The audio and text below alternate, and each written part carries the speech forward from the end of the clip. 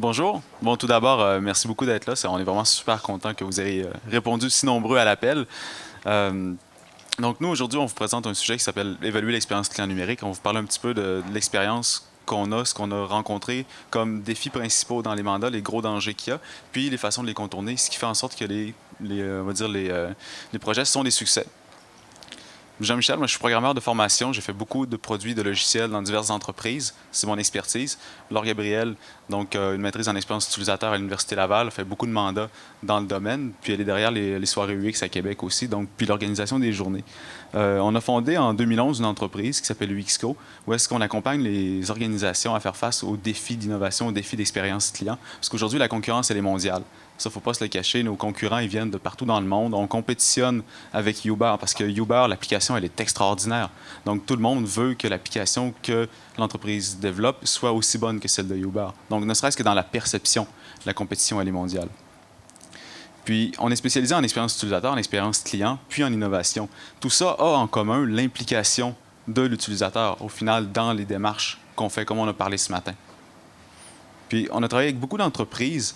Puis, le but, c'est de vous montrer ça, c'est de vous montrer qu'on a fait un digéré un peu de tout ce qu'on a rencontré comme mandat dans les gros défis, les succès. Donc, qu'est-ce qui définit je veux dire, les projets qui ont moins bien marché, sur lesquels on est intervenu en redressement, puis les projets qui ont bien fonctionné aussi.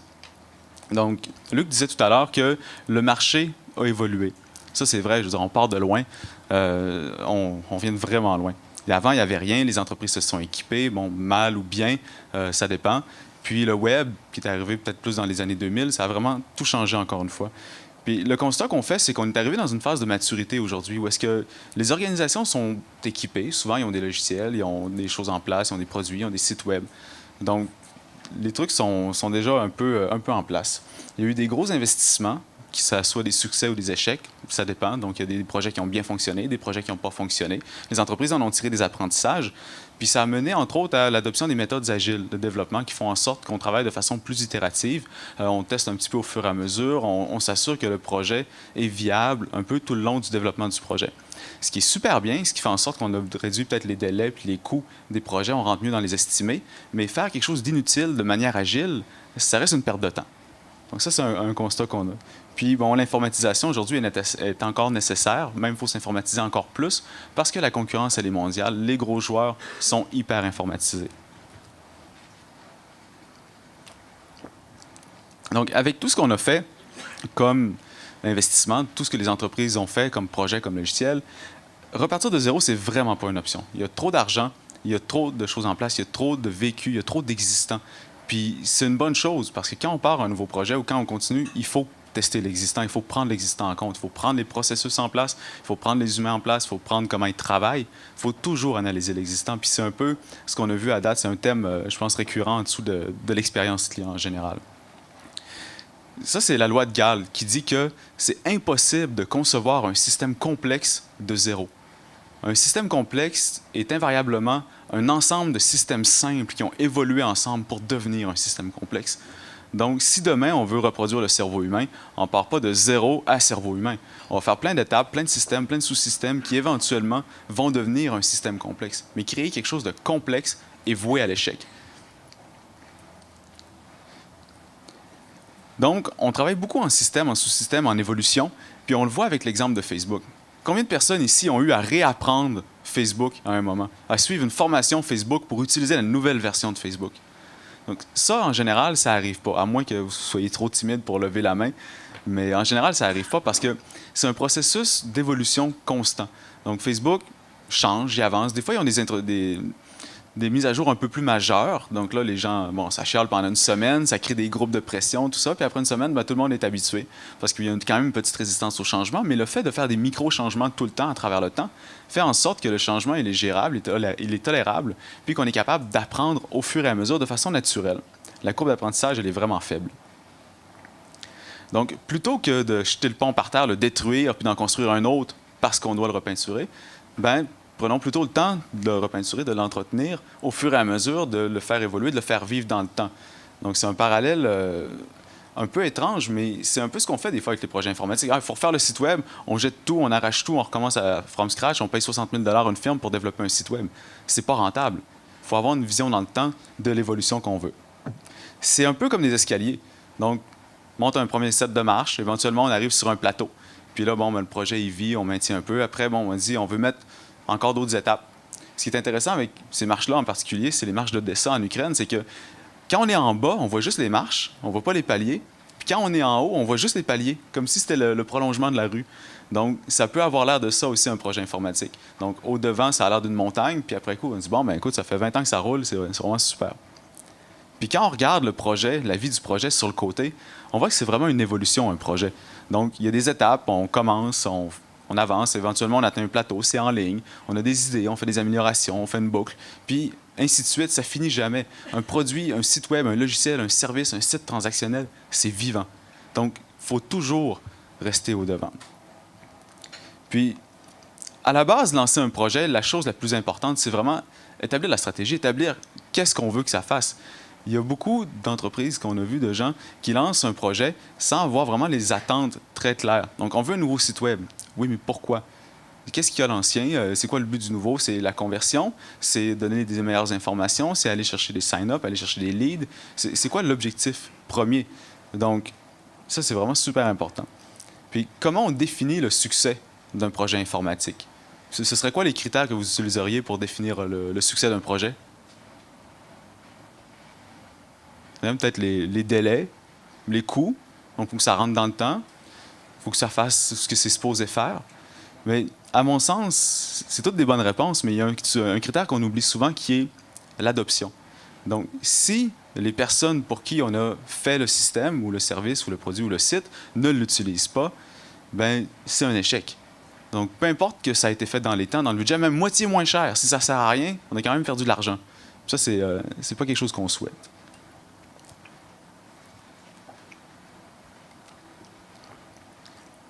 Donc, une première étape, comme je disais tout à l'heure, c'est de définir l'objectif, augmenter les ventes, augmenter les conversions, aller chercher des leads, peu importe.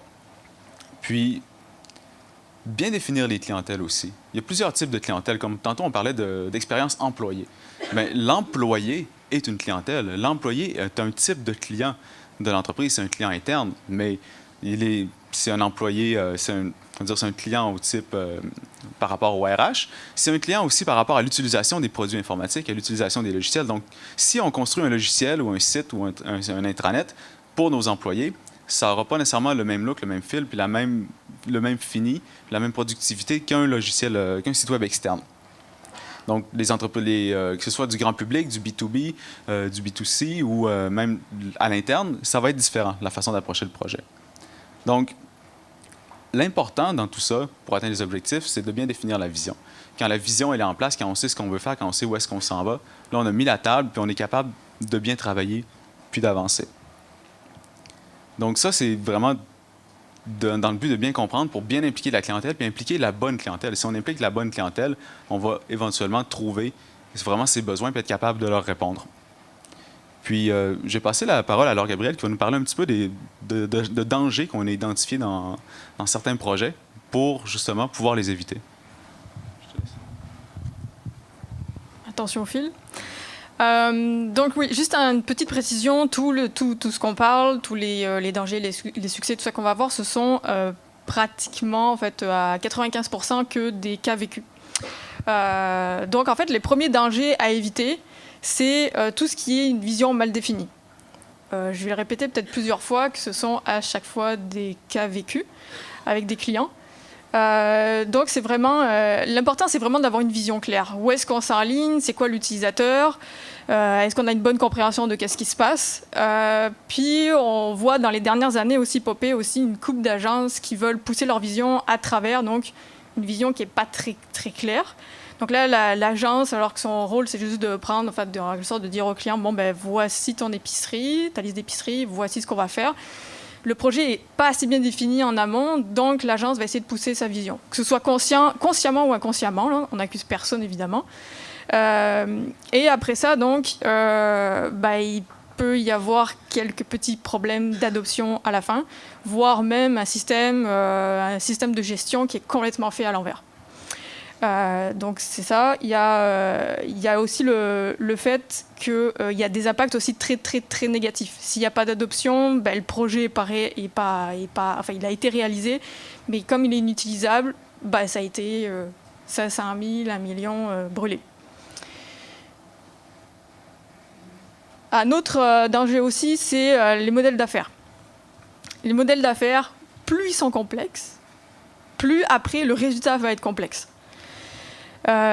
Si par exemple c'est une application mobile pour de la commande en ligne, si le business model de la compagnie est très très très très complexe, voire juste complexe, c'est sûr que le résultat après dans l'interface va se faire ressentir. Donc en fait la réflexion à avoir avant, c'est de se dire ok, comment je peux simplifier, comment je peux uniformiser mon processus d'affaires pour après faire vivre une expérience simple à l'utilisateur.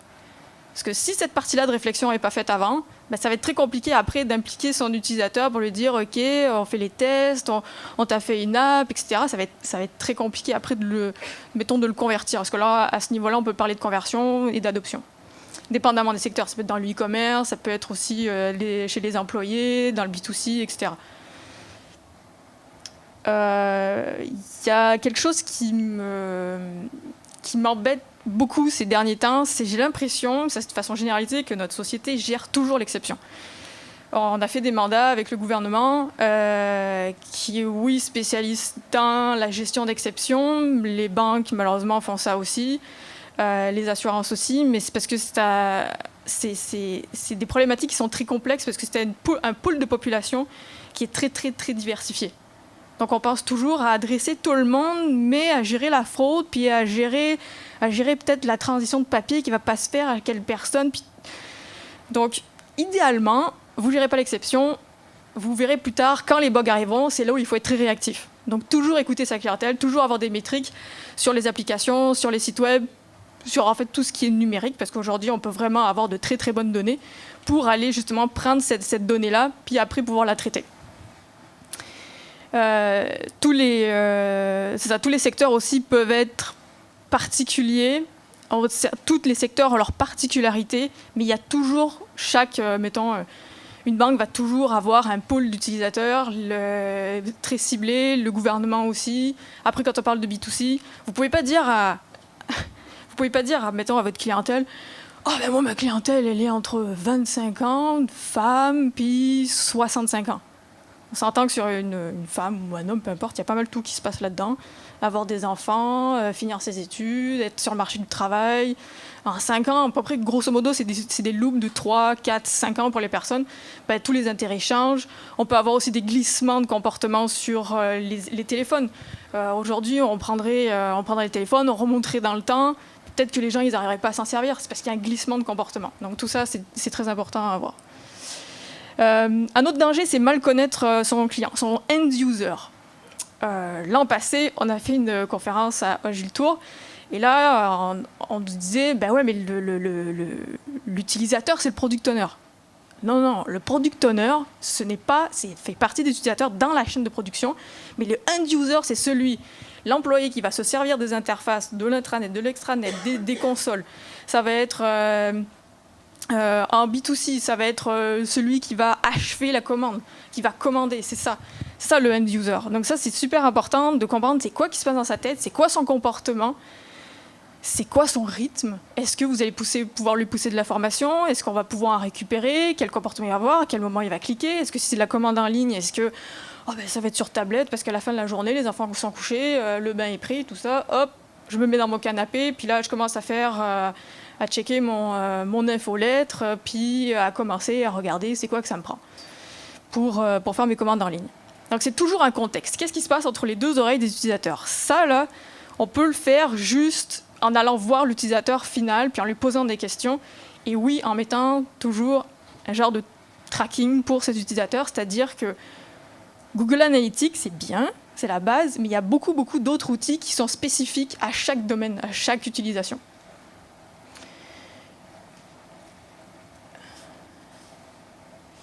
Ah oui, autre exemple. La semaine passée, on était dans une entreprise et le client nous dit moi, parce que là je leur pose la question, le panel, comment vous utilisez, comment vous faites votre panel pour aller voir vos utilisateurs? Ils sont partout à travers la planète, autant du tiers-monde qu'aux États-Unis, en Europe, enfin vraiment partout. Parce que je dis, le bassin est très varié. Puis là, il me dit, moi, c'est simple, mes utilisateurs, mon panel, là, c'est mon gars qui fait le QA là-bas dans le bureau, puis il se met un filtre utilisateur. Non. Puis c'est une entreprise qui prône que Apple, c'est les meilleurs, puis qui défend son UX et tout ça. Donc, il y a encore un petit peu d'éducation, mais on s'en vient. Un exemple dans les dangers, là on est arrivé sur un projet finalement on s'est retrouvé à faire du redressement de projet et UX et informatique. Donc c'est un logiciel que l'entreprise voulait webifier. Donc plus de logiciel desktop, mais un logiciel vraiment connexion internet type SaaS. Ok, on arrive. Les besoins des utilisateurs finaux n'ont pas été pris, les besoins de la compagnie n'ont pas été pris, 70% du budget cramé dans une super géniale giga matrice de calcul. Petit problème, il n'y a personne qui savait les utilisateurs finaux, il n'y a personne qui savait vraiment comment s'en servir. Donc là, on est allé dans l'entreprise, on a passé 4 jours et demi, voire quasiment 5 jours à savoir, ok, on prend le logiciel desktop, qu'est-ce que tu utilises, qu'est-ce que tu n'utilises pas. Finalement, le projet aurait pu être coupé en deux depuis le début.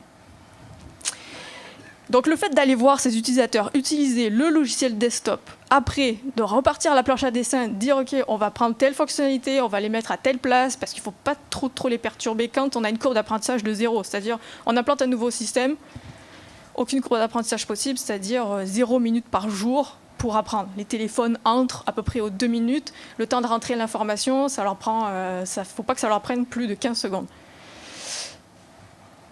Et finalement, on s'est rendu compte que tout ce que ça leur prenait, c'est juste faire des checks sur certains trajets, et c'était absolument merveilleux pour eux. Tout le monde était aux anges, parce qu'on a un petit peu automatisé. Et il y a aussi la culture de l'entreprise, avoir la gestion humaine qui est très sous-estimée. Nous, on est arrivé, on va couper des jobs. Non, on ne va pas couper des jobs, on va juste simplifier la vie. Ça, c'est encore assez sous-estimé. Un autre exemple gouvernemental. On arrive, donc, on a été mandaté pour faire des tests utilisateurs. Et finalement, on s'est retrouvé à faire des enquêtes terrain, finalement, du guérilla testing. La différence entre les tests utilisateurs type lab, donc environnement très protégé, donc on met un pool utilisateur, on fait ça sur 2 jours, tout est filmé, la personne se déplace, la personne est super stressée parce qu'elle se demande qu'est-ce qui va lui arriver. Puis comme c'est gouvernemental, ça fait peur, enfin, dépendamment du ministère, mais ça fait un peu peur. Donc, nous on a dit, avec ce ministère-là, étant donné qu'il s'est super stressé, on a réussi à avoir de super données, il y a eu des modifications qui ont été faites, on a fait des enquêtes. On s'est fait un petit peu renvoyer chier quand on faisait le panel au téléphone, quand on essayait de recruter le monde parce que les gens étaient extrêmement stressés. Et après ça, donc, on s'est dit, bon, ok, on prend le laptop et on va directement dans les entreprises. Donc ça a été absolument génial, on a pu faire une enquête terrain, on a pu parler avec les personnes, on a développé un lien de confiance, et il y a même des personnes qui étaient à 2 doigts de pleurer pour certaines affaires, en fait, parce que l'interface était vraiment très problématique. On s'est aperçu qu'ils étaient interrompus à peu près aux 2 minutes, quelque chose comme ça.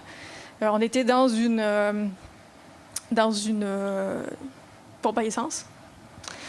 Et la personne était tout le temps interrompue, des piles de papier, etc. Donc c'est sûr que si on ne connaît pas le contexte puis l'environnement, ça reste quand même très compliqué de bien concevoir, de concevoir vraiment pour des actions spécifiques. Parce que l'idée, c'est de concevoir pour l'humain. À date, pour l'instant, c'est pas mal ça.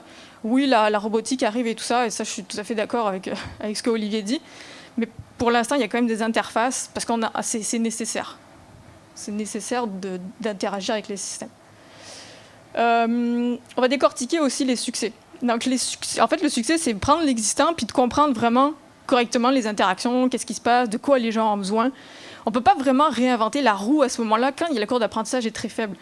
Je pense que pour l'ensemble des humains, à date, la courbe d'apprentissage ne peut pas être très, très élevée. C'est pas comme si on réapprenait à marcher à tous les jours. Ce serait un petit peu compliqué quand même.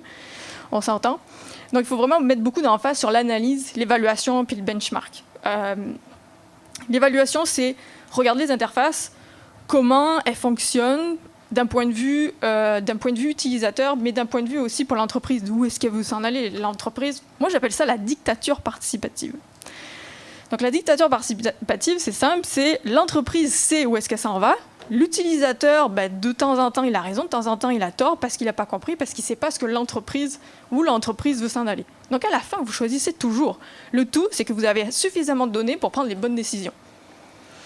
Donc il faut toujours regarder qu'est-ce qui se passe avec les utilisateurs, puis c'est quoi leur contexte, c'est quoi leur apprentissage qu'ils ont besoin donc, pour utiliser les systèmes. L'aspect collaboration, souvent les entreprises encore, je trouve, fonctionnent pas mal en silo. C'est assez rare quand tout le monde est impliqué. L'idée, c'est vraiment de prendre donc, le besoin réel, les besoins très spécifiques. La spécificité du designer UX, d'ailleurs Maxime en a très bien parlé tout à l'heure, c'est en fait son rôle c'est de l'innovation. Nous ça fait depuis que UXCO existe en fait on s'est rendu compte que finalement ce qu'on faisait dans les entreprises c'est de l'innovation.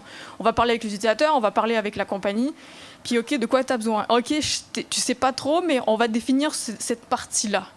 De quoi tu as besoin vraiment, puis après donc on va le faire tester, on va aller voir les utilisateurs, on va leur dire est-ce que ça fait du sens ou pas avant de coder la moindre ligne.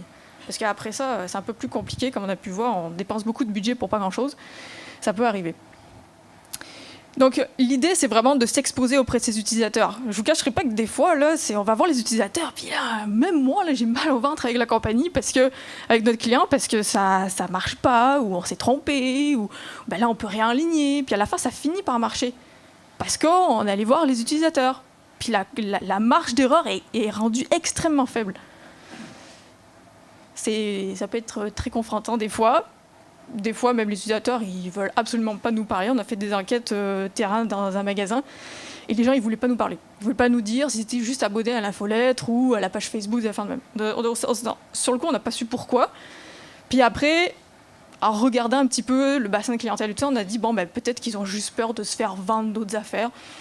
Donc il y a une nouvelle façon de les aborder. Plus sympa, plus friendly, glissement d'âge aussi qui arrive.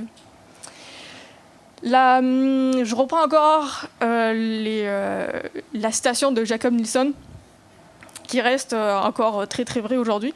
Donc une modification coûte 100 fois moins cher au début du projet, c'est-à-dire au moment de l'idéation, avant d'avoir commencé à programmer. Comme je vous disais, là, dans mon exemple de logistique, quand on est arrivé, 70% du budget était passé juste en programmation. Là. Puis ils avaient juste utilisé un espèce de framework pour que l'utilisateur essaie de s'en servir. Donc, ça coûtait une blinde. Enfin, une beurrée. Donc, toujours l'amélioration continue aussi. Aujourd'hui, l'amélioration continue, je trouve que c'est le nerf de la guerre. Toujours faire des itérations, voir des petites fonctionnalités très fonctionnelles, puis après bâtir sur le produit. Avec les utilisateurs. Toujours aller chercher le feedback des utilisateurs. N'oubliez pas, la dictature participative, ça s'applique aussi à ce moment-là. Donc après, il faut voir aussi les étapes de travail. Qu'est-ce qu'on développe, comment... Puis ça va être quoi aussi les tendances du marché. Donc toujours aussi aller regarder qu'est-ce que la compétition fait. Le fameux benchmark. Donc il y a toutes sortes de benchmarks, là, on s'entend. Il faut toujours, c'est ça, améliorer l'existant, toujours à base de métriques. Il y a donc un autre exemple, une compagnie dans le domaine du sport qui fait sortir en fait des groupes, des entreprises là, pour faire vraiment du sport, pour faire bouger les personnes. Son site, en fait, convertissait pas. Donc là, il y a un super site à plusieurs dizaines de milliers de dollars. Donc il vient me voir, il me dit j'ai vraiment un problème, je convertis pas assez, je convertis en fait quasiment la même affaire qu'avec mon vieux site WordPress. Ok. Donc là, on a fait type focus group en fait très très orienté. Donc on a rassemblé une couple de personnes dans la salle. Là, on s'est aperçu d'ailleurs que les personnes qui répondaient, c'était essentiellement des femmes. Donc, on a fait un bassin, on a pu baser sa communication puis son marketing sur sa communauté fondatrice, en fait, les femmes, qui sont alentour de 35 ans. Et on a pu les faire tester. On a fait tester le site, on les a fait commenter, on est parti à la planche à dessin, on a vu exactement qu'est-ce qui se passait. On est reparti, on a refait tester, c'est en ligne. Augmentation de 40% et diminution du support au téléphone de 50%. Le gars est super heureux, plus de courriel, plus de téléphone, enfin plus, il y en a beaucoup moins. Et là, ça lui permet de faire autre chose. Ça lui prenait juste un site clair avec les bonnes informations, à la bonne place. Je vous l'accorde, aujourd'hui, son site, il est moins beau, mais converti en... Pardon, j'ai dit un gros mot. Ok. Dans le domaine du e-learning, il y a une compagnie en France donc on a aidé. Puis donc cette compagnie-là, elle avait un système d'apprentissage en cybersécurité. En fait, elle a toujours, parce qu'elle va très très bien aujourd'hui. Son point, c'est que les personnes en fait arrivaient là-dessus. Donc c'est vraiment des grosses compagnies, là, du corporate avec des utilisateurs, c'est en cybersécurité, donc des programmeurs et toutes ces affaires-là. C'est quand même... donc ils savent quand même de quoi, qu'est-ce qu'ils font. Et là, donc ils arrivaient, il y avait des problèmes de connexion, il y a quasiment personne qui arrivait à la fin de la formation. Donc en travaillant avec lui, en regardant ses métriques, un petit peu avec quelques utilisateurs, qui étaient quand même assez bien placés dans l'entreprise aussi pour savoir, ok, qu'est-ce qui se passe là? Est-ce que c'est parce que tu n'as pas le temps? Est-ce que c'est parce que tu as un problème de connexion? Est-ce que parce que le site est trop lourd? Des fois, on ne peut pas savoir. Et en fait, c'était juste que les interfaces n'étaient pas bien positionnées, que le comportement utilisateur n'était pas en fait, assez clair, assez intuitif. Ok, on a réglé ça, et aujourd'hui, ils sont partis en levée de financement parce qu'ils font du hardware et du software. Là, on n'est pas non plus à 100% pour quelque chose. Donc là, ils vont en levée de financement à plusieurs dizaines de millions d'euros. Donc c'est très cool. Donc juste en réglant des fois quelques petites affaires. Nous, on parle beaucoup aussi avec la communauté UX en France. Des amis nous racontaient qu'il y avait des personnes qui avaient des problèmes. Donc des problèmes, ils rentraient chez eux, ils étaient malades, ils tombaient dans les pommes. Enfin, il y avait vraiment des gros problèmes, genre malades. Vraiment avec des arrêts de travail, un taux de rétention vraiment déplorable. Et là, ils sont aperçus, finalement, juste en faisant des enquêtes, en regardant les personnes, que les personnes, toute la journée, elles faisaient zoom in, zoom out, zoom in, zoom out sur leur écran. Pardon. Et là, c'est sûr qu'elles tombaient dans les pommes, quoi, à force. Il y avait un petit problème de focus avec l'œil. Donc là, ils ont juste réglé ça. Tout le monde est heureux. Il y a même des madames qui sont tombées dans les bras en pleurant, et des affaires de même. Il paraît que c'est très émouvant. Donc des fois, juste en réglant quelques petites affaires sur l'interface, juste pour améliorer l'utilisateur, la vie de l'utilisateur, sa productivité finalement, tout le monde est super heureux, quoi. Donc il y a une façon d'évaluer l'expérience utilisateur qui est, en fait, l'expérience globale. C'est quand même relativement simple.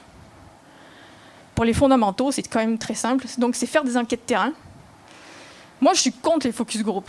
Parce que les focus group, il y en a une couple, je pense qu'ils ont déjà fait ça dans les années d'avant, comme Steve Jobs, etc. Et les focus group, je reprends mon exemple de dictature participative, c'est que l'utilisateur ne sait pas exactement qu'est-ce qu'il veut tant qu'il n'a pas sous les yeux. Par exemple, il y a eu un projet de start-up, du covoiturage d'objets, puis on leur disait, mais qu'est-ce que tu veux ramener? Je sais pas, moi, j'ai pas d'idée. Donc, à chaque fois, il fallait les fider là-dessus. Puis pour les utilisateurs, je veux dire, de façon générale, pour l'humain, c'est ça. Ma mère, elle me posait souvent la question, qu'est-ce que tu veux manger ce soir? Je sais pas, des pâtes. Le lendemain, je sais pas, des pâtes. Et le lendemain, je sais pas, des pâtes. Ou peut-être des patates ce coup-ci, tu vois.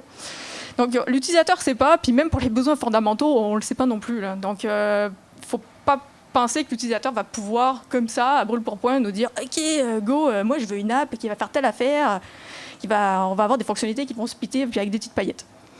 Donc il faut vraiment aller voir sur le terrain qu'est-ce qui se passe.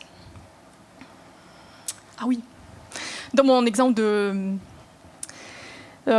logistique, il y a un truc super drôle qui est arrivé, c'est que les gens, en fait, on s'est rendu compte qu'il y avait des chauffeurs qui débranchaient à leurs frais le GPS.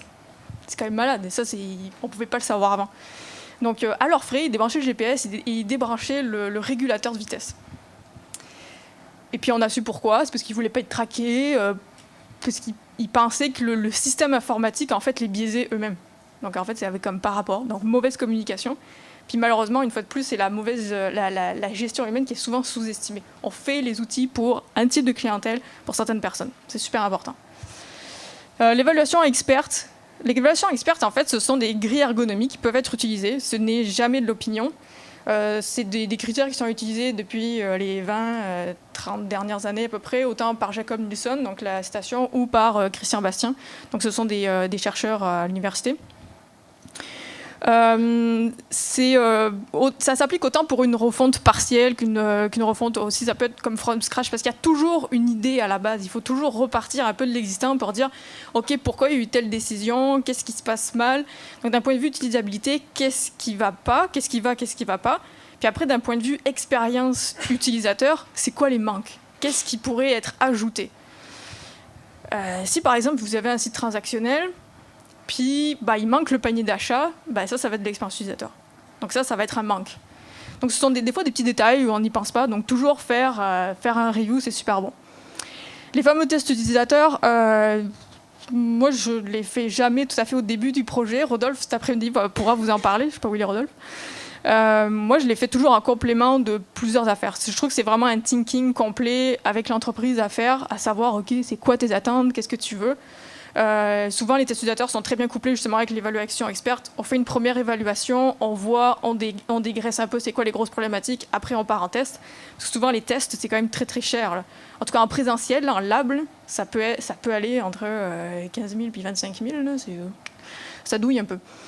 Le benchmark, c'est toujours regarder en fait comment on se positionne. On a un logiciel SaaS en ligne, on regarde toujours qu'est-ce que font les autres ou proches de nous, parce que c'est super important, parce qu'il faut voir aussi c'est quoi nos forces, c'est quoi notre positionnement, puis ça correspond en quelque sorte à un mini-audit. Puis de temps en temps, à faire ça, peut-être une fois aux 6 mois, une fois par an, c'est vraiment bon, parce qu'on peut mieux se positionner, puis peut-être apporter la fonctionnalité là, qui, à telle place, là, ou tel look là qui va faire qu'on va se démarquer, puis là que le message va être beaucoup plus clair. Je ne parlerai pas de rédaction parce que c'est vraiment pas mon domaine, mais tout est toujours un ensemble. Puis si jamais il faut repartir de zéro, donc là il y a aussi d'autres méthodologies qui peuvent être appliquées. Je ne sais pas si vous avez déjà entendu parler, c'est les méthodes de Google Venture, donc le design sprint. Pareil, Maxime en a un peu abordé sous différents noms. Ça permet vraiment de diminuer les risques. Donc c'est mettre tout le monde dans une même salle, enfin, tous les créatifs, tous les meilleures parties prenantes, pour vraiment démarrer un projet. Donc c'est vraiment partir de zéro. Là. C'est OK, on ne sait pas vraiment où est-ce qu'on s'en va, mais il y a quand même quelque chose à sortir. Il faut sortir quelque chose. Donc ça, vous irez voir ça. C'est la méthode Google Venture. Ça se passe sur entre 4 et 5 jours. Et ça vous permet de sortir en quelque sorte un genre de prototype minimum viable.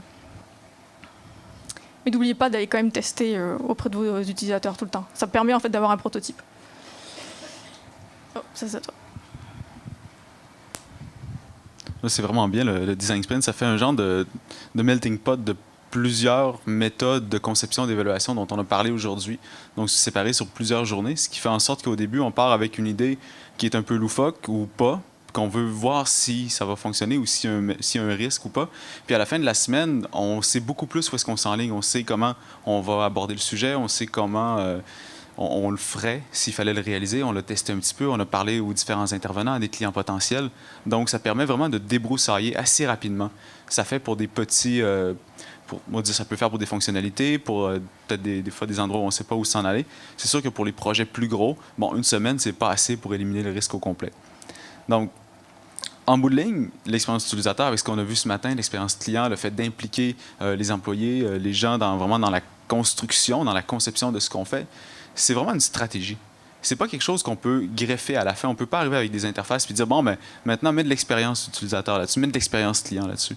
Il faut que ce soit fait depuis le début. C'est une philosophie, c'est une culture d'entreprise. Il faut que ce soit en place. Puis les endroits où on le voit le plus, justement, c'est dans des entreprises qui sont des entreprises de produits.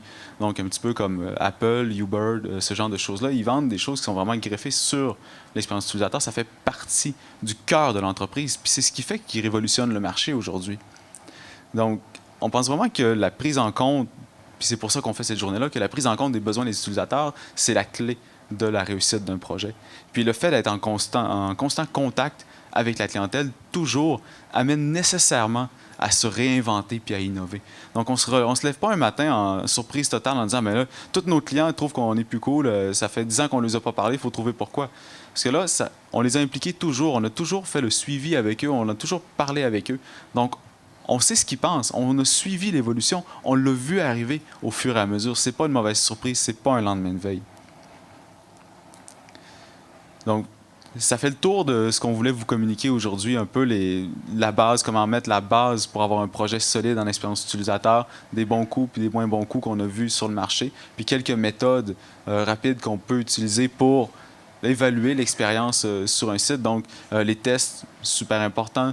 L'évaluation par un expert, c'est super important pour avoir un premier coup d'œil. Puis, c'est toutes des méthodes que vous pouvez appliquer, qui sont pas si compliquées que ça à appliquer. Il faut impliquer les utilisateurs, puis c'est la clé du succès. Merci.